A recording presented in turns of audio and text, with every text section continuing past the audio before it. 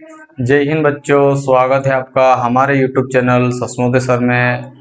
आज फिर आपके लिए लेके आए हैं कक्षा 11वीं गणित अध्याय 1 समुच्चय प्रश्नवाली 1.1, जिसमें हम इससे पहले उदाहरण पढ़ चुके हैं, प्रश्न 1 पढ़ चुके हैं और आज है प्रश्न 2 और 3। आज हम इसको जानने की कोशिश करते हैं। ठीक है, तो आज हम प्रश्न 2 देखते हैं। मान लीजिए ए एक समुच्चय है जिसमें ये अवयव दिए हैं 1 2 3 4 5 6। रिक्त स्थानों में उपयुक्त प्रतीक एप्सिलॉन अथवा एप्सिलॉन नॉट एप्सिलॉन भरिए, यानी कि अपने को ये चिन्ह भरना है इन रिक्त स्थानों में। तो कौन इसमें आएगा और कौन नहीं आएगा। आपको मैंने बताया था, अगर ए स्मॉल एप्सिलॉन ए, इसका मतलब है कि समुच्चय ए में स्मॉल ए है। इसका मैंने आपको बताया था। जैसे मान लेते हैं कि अगर 2 लेते हैं और इसको हम ये वाला चिन्ह लगाते हैं और इसको है, तो हम कह सकते हैं कि समुच्चय ए में 2 है। समुच्चय ए में 2 है, इसको लिखेंगे समुच्चय ए में 2 है, ये भी बोल सकते हैं, या फिर समुच्चय ए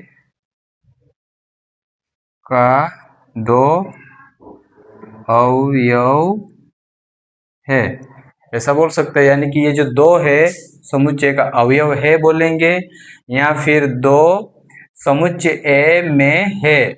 समुच्चय ए में 2 है, ऐसा पढ़ते हैं इसको। अगर हमने ऐसा करके इसको ऐसा कर दिया तो इसका मतलब है कि नहीं है। अगर इस चिन्ह को हम ऐसा करके ऐसा कर देते हैं तो इसका मतलब है कि ये इसमें नहीं है, यानी कि इसका मतलब हो गया कि ये जो 2 है समुच्चय ए में नहीं है। समुच्चय ए में 2 नहीं है, इसका मतलब ये हो गया। तो अब अपने को ये वाला चिन्ह इसके अंदर भर के देखना है। तो देखते हैं हम। हमारे पास समुच्चय ए है और उसके अवयव कौन कौन है। 1 है, 2 है, 3 है, 4 है, 5 है, 6 है। ठीक है, तो हम कह सकते हैं कि ये सारे के सारे अवयव समुच्चय ए के अंदर है। सारे के सारे अवयव समुच्चय ए के अंदर है, ऐसा है। ये सारे के सारे जितने भी अवयव है, ये जितने भी अवयव है समुच्चय ए के अंदर है, ये हम मानेंगे। इसको छोड़ के अपने को कोई दूसरा पूछता है क्या ये इसमें है, तो हम नहीं बताएंगे ना। दूसरे अवयव इसमें कहाँ है, इसमें तो 1 से लेके 6 तक की गिनती है।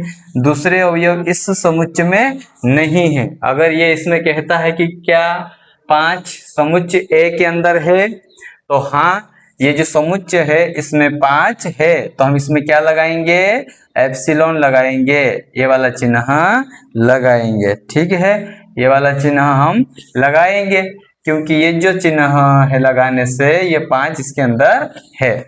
ठीक है, अगला देखते हैं 8। क्या इसमें हमको 8 दिखाई दे रहा है क्या। 8 नहीं दिखाई दे रहा है, तो हम इसमें लगाएंगे नॉट एप्सिलॉन। यानी कि ये जो समुच्चय है ए उसमें 8 नहीं है। 8 अपने को दिख रहा है क्या, नहीं दिख रहा, तो हम कह सकते हैं कि ये जो समुच्चय ए है इसमें अवयव 8 नहीं है। अगला है 0। क्या 0 इस समुच्चय ए के अंदर है, नहीं है। नहीं है तो हम लगाएंगे नॉट एप्सिलॉन। अब अगला देखते हैं, ये जो 4 है, क्या 4 समुच्चय ए के अंदर है, हाँ जी 4 समुच्चय ए के अंदर है, तो इसके अंदर हम लगाएंगे एप्सिलॉन, यानी कि है। समुच्चय ए का अवयव 4 है, या समुच्चय ए में 4 है। अगला 2 है। क्या 2 समुच्चय ए में है, हाँ 2 समुच्चय ए में है, तो इसमें भी लगाएंगे एप्सिलॉन, यानी कि समुच्चय ए में 2 है। ठीक है, यहाँ तक आपको समझ में आया होगा। प्रश्न नंबर 2 के मैंने जितने भी ये जो थे सवाल, इसको मैंने आपको बता दिए हैं। आपको ये सब समझ में आ गया होगा। अब हम अगला प्रश्न पढ़ते हैं, 3 नंबर वाला। निम्नलिखित समुच्चयों को रोस्टर रूप में लिखिए। मैंने आपको पहले समुच्चय निर्माण रूप और रोस्टर रूप दोनों बहुत अच्छे से बताया हुआ है, उस वीडियो का आपने देख लिया होगा।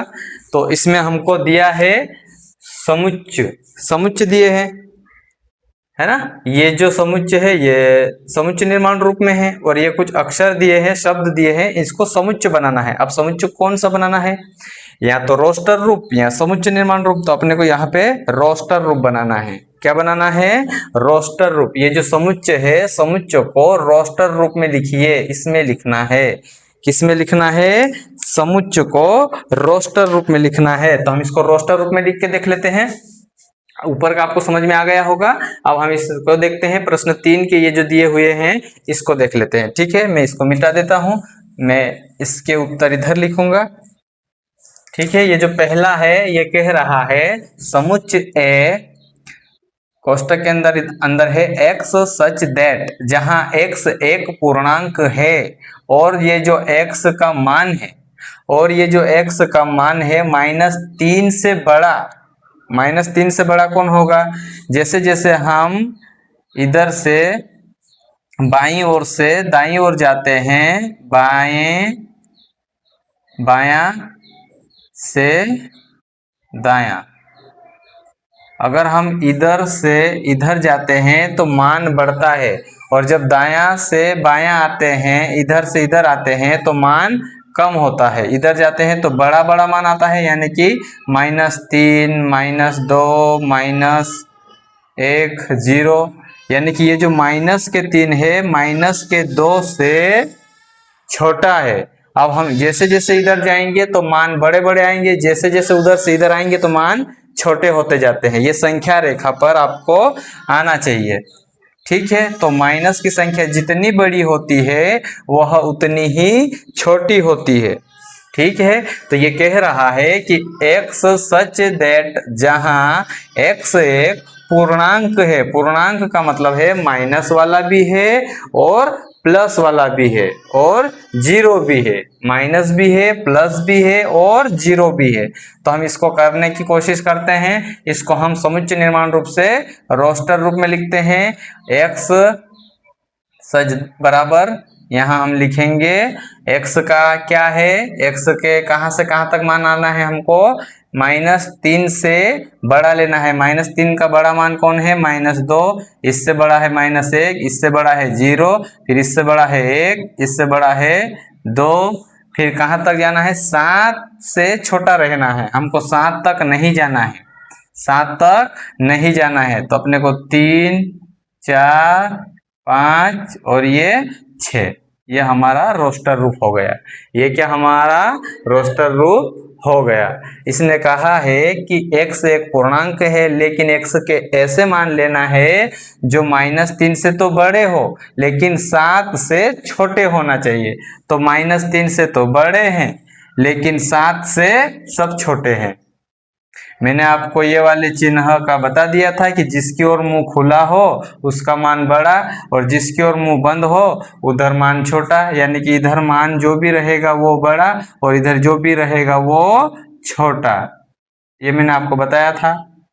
और अगर इसके नीचे यहाँ ऐसा डंडा लगा देता है तो इसका मतलब ये है कि बड़ा है या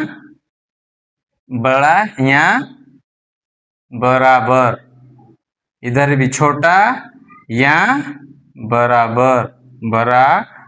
इसका मतलब ये हो जाता है या तो ये छोटा है इससे या इसके बराबर है।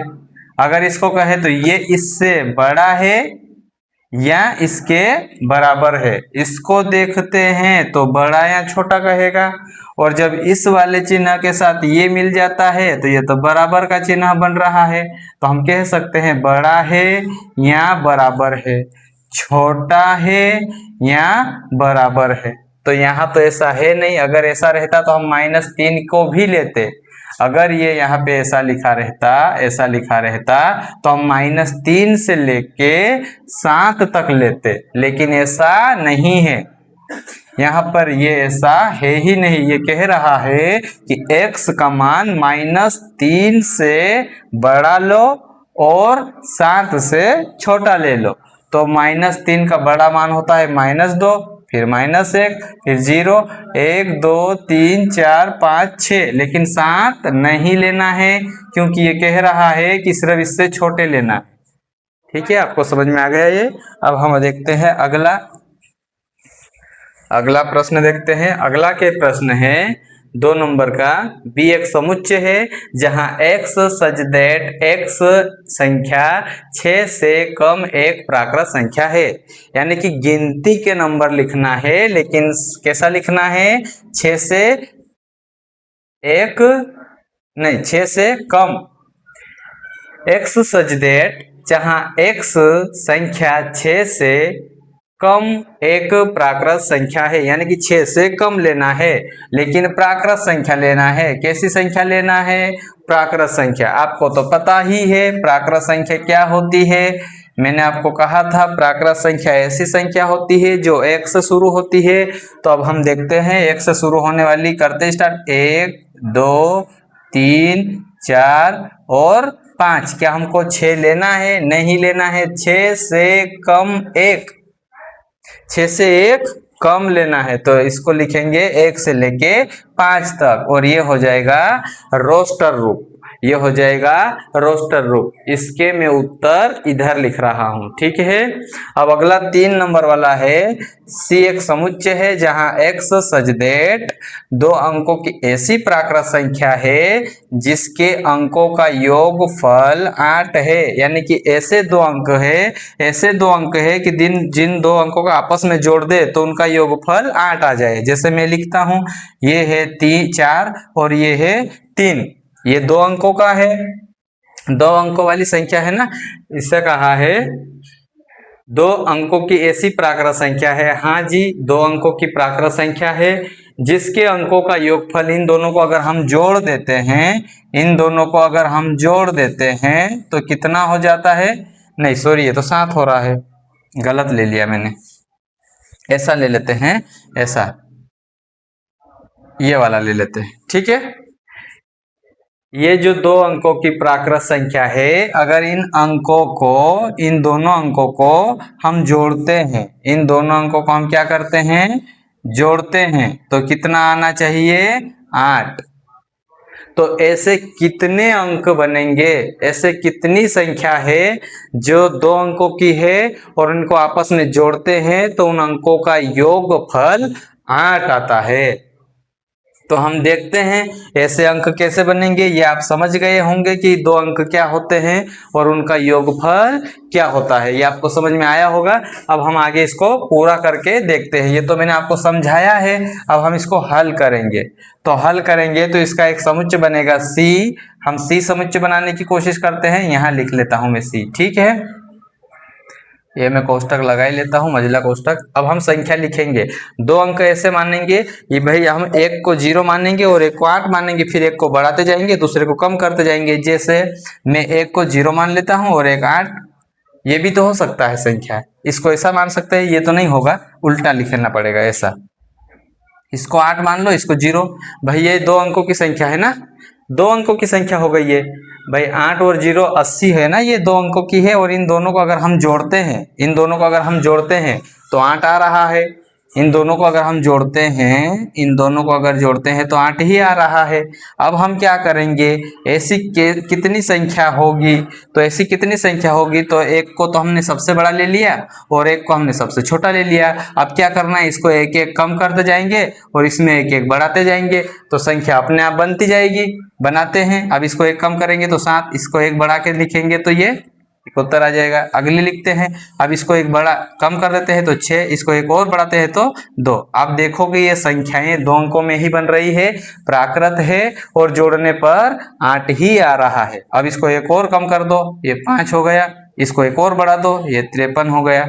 इन दोनों को जोड़ोगे तो भी 8 आएगा। इसको 1 और कम कर दो 4, इसको 1 और बढ़ा दो, ये 4 44, ये भी 8 ही आएगा। इसको 1 और कम करेंगे तो 3, इसको 1 और बढ़ाएंगे तो 5, ये भी 8 ही है। अब इसको 1 और कम करो तो 2 और इसको 1 और बढ़ाओ तो 6, ये भी वही है। एक और कम करो, एक इसको एक और बढ़ाओ 17, ये भी वही है। अब अगला तो ये आ जाएगा 0 और 8, ये तो दो अंकों का हुआ नहीं। कोई भी संख्या ये लिखो, यहाँ ये लिखो, ये तो एक ही अंक की कहलाएगी ना। कोई सी भी संख्या को हम जैसे ये लिख देते हैं, यहाँ ये लिख देते हैं, इसको भी दो ही पढ़ेंगे और इसको भी दो ही पढ़ेंगे। आगे 0 लिख देने से उसका मान नहीं बढ़ता है, आगे 0 लिखने से उसका मान नहीं बढ़ता है। कोई भी संख्या के आगे कितनी भी 0 लगा दो उसका मान नहीं बढ़ता है, इसलिए यहाँ पर हम इसको फिर से ऐसा नहीं लिख सकते। ठीक है ना, हमारा उत्तर यहीं तक होगा। अब हम से पूछे कितने अवयव बने, तो 1 2 3 4 5 6 7 8, यानी कि 8 ऐसी संख्या है, 8 ऐसी संख्या है जो दो अंकों की है और उनके दोनों अंकों का आपस में जोड़ते हैं तो उसका योगफल 8 आता है। तो ये आपको समझ में आया होगा, ये इसका एक रोस्टर रूप हो गया। मैंने पहले भी आपको बताया था कि समुच्चय निर्माण रूप को रोस्टर रूप में कैसे लिखते हैं और रोस्टर रूप को समुच्चय निर्माण रूप में कैसे लिखते हैं, वो पहले आपको बता चुका है मैंने।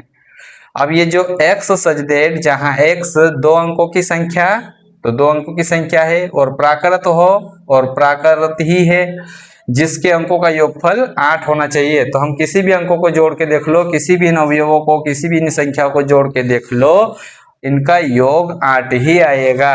ठीक है, इसका भी रोस्टर रूप हमने लिख लिया। अब हम लिखते हैं इसको चौथे नंबर को, समुच्चय डी x सच दैट, जहां x एक अभाज्य संख्या है जो 60 की भाजक है, यानी कि यहाँ पर x एक ऐसी संख्या है 60 को विभाजित कर रही है, 60 में उसका भाग जा रहा है। तो हम 60 के अगर टुकड़े करते हैं, लेकिन कैसी है, अभाज्य है। ऐसा नहीं कि 30 का भी भाग जाएगा, 15 का भी जाएगा, 10 का भी जाएगा, 6 का भी जाएगा, 3 का भी जाएगा, ऐसा नहीं कहना है, अभाज्य लेना है। अगर हम कहते हैं इसमें 15 का भी जाएगा तो 15 तो खुद टूटने वाला है ना, उसको और अभाज्य गुणनखंडों में तोड़ सकते हैं।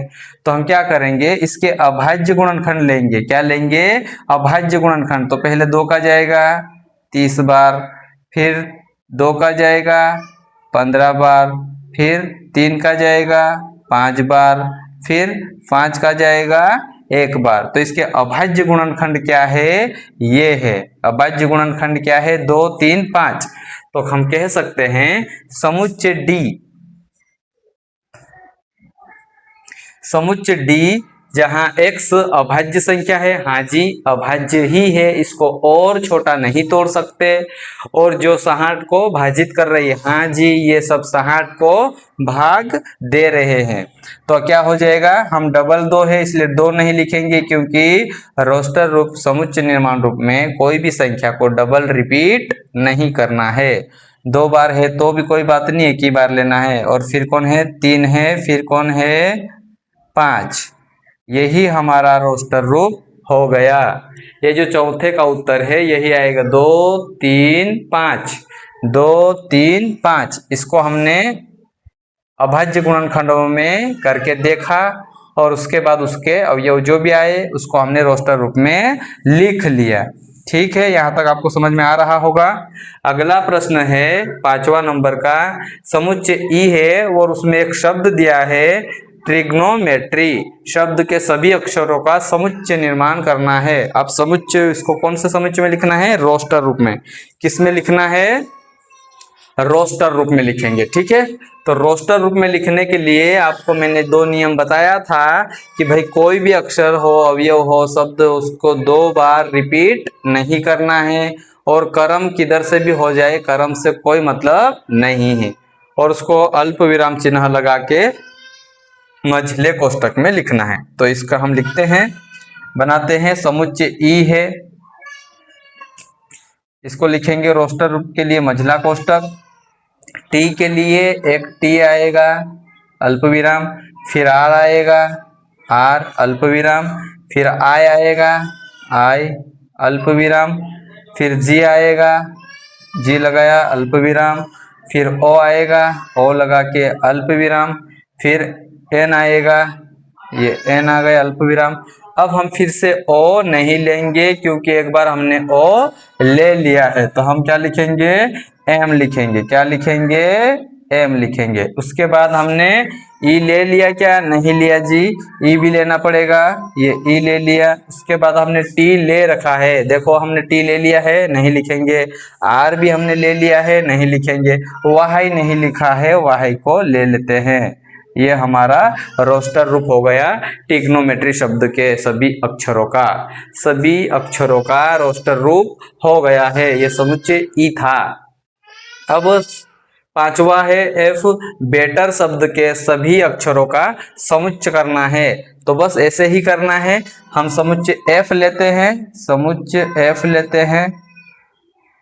इसमें बेटर शब्द में हमको जो एक एक बार लेना है उसको लेंगे। पहले बी लेंगे, तो हमने बी वाला शब्द लिया। फिर ई लेना है, तो ई ले लिया। फिर टी लेना है, टी ले लिया।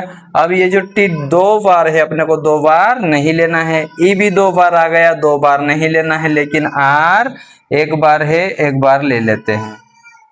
ये हो गया इसका रोस्टर रूप। आपको ये प्रश्न 3 बहुत अच्छे समझ में आया होगा। मैंने इसको बहुत अच्छे से आपको बताया है। प्रश्न 1 और 2 है ना। अभी मैं देखता हूँ वीडियो कितना लंबा जा रहा।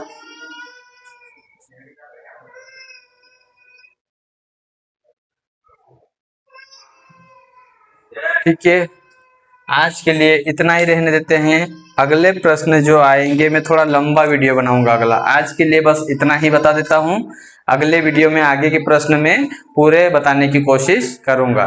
तब तक के लिए एकदम स्वस्थ, मस्त, तंदुरुस्त रहिए और पढ़ते रहिए। जय हिंद।